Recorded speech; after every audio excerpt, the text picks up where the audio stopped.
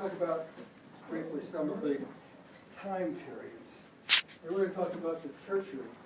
Beginning of geology, it divided time into four huge segments: primary, secondary, tertiary, and quaternary. Just so ideally named, a great deal of imagination used there.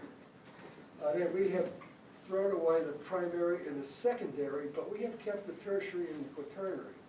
The tertiary is this time zone beginning in the Paleocene, which is about the time that this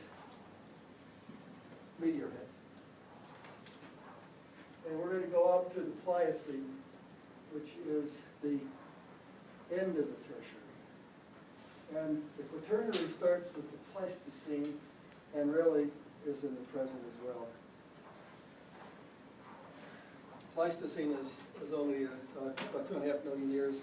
And we're going to start at around 65.5 million years and see how the primates develop from here. We're not going to worry about the other mammals right now. And later as well, actually. Well, let's look at what we have here. So again, we might be distantly related to tree shrews. I look like a kind of a critter that we might develop out of, but not that well. Well, this is another phylogeny. This is very not clear. Anyway, lemurs, lorises, neural monkeys, oval monkeys, apes, lesser of great. And see the basic lines. Don't worry about the dates and the little names and so forth. That's the basic grand picture of primate evolution. Now let's look at these, beginning with the Paleocene. Paleocene is the world that began after the Chicxulub event. This lasts from 65.5 to 55.8 million years ago, or about 10 million years. We don't have primates here. Well, you see what the world was like. It was pretty hot, pretty moist, etc. All different creatures floating around.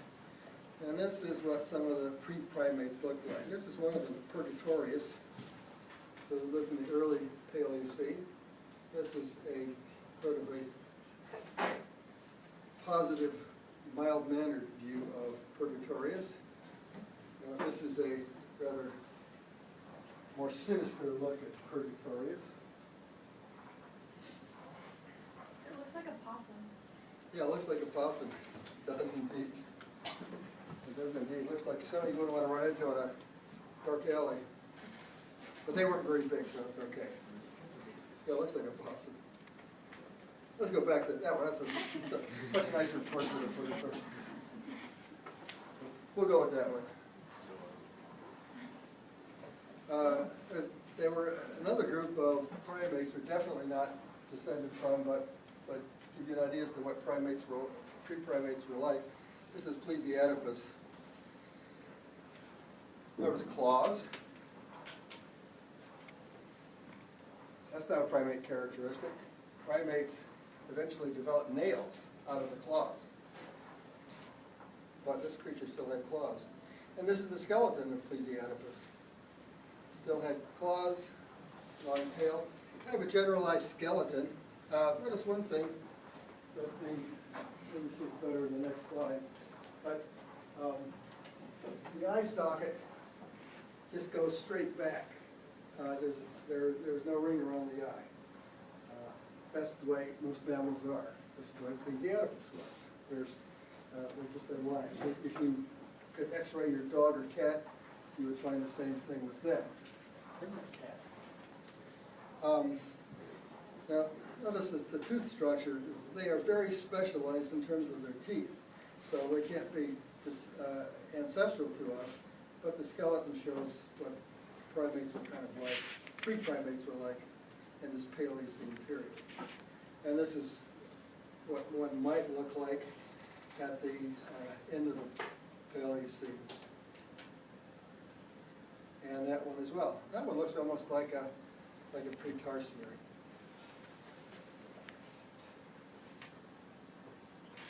And last we have Rocky, except it's a flying lemur and not a flying squirrel. Probably had this species, which would be like a flying squirrel. It had, looks like it had skin flaps that would allow it to glide up in the high trees from place to place. So Paleocene. Well, the Eocene is a long period, 55.8 to 33.9 million years ago. And this is what the world was like then, more or less. And in this, we have the first real primates.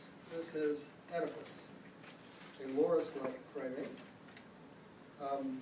living just outside of Paris. Just in southern France, about 38 million years ago.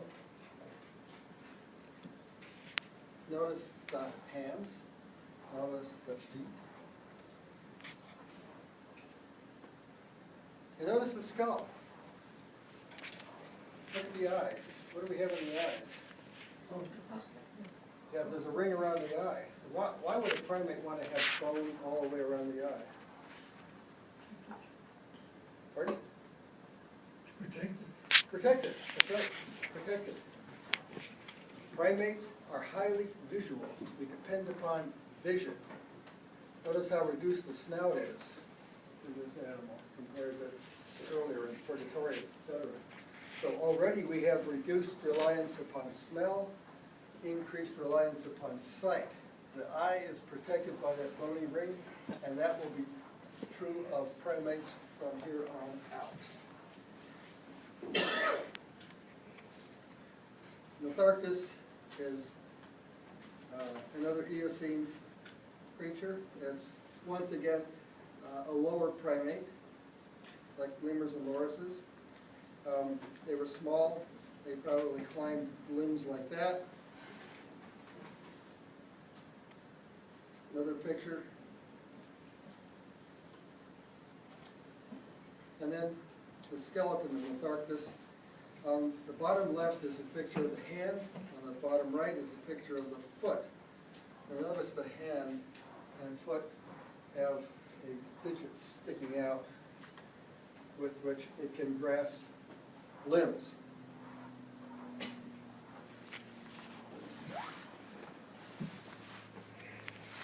The tension of the clavicle, and the clavicle, right, the collarbone.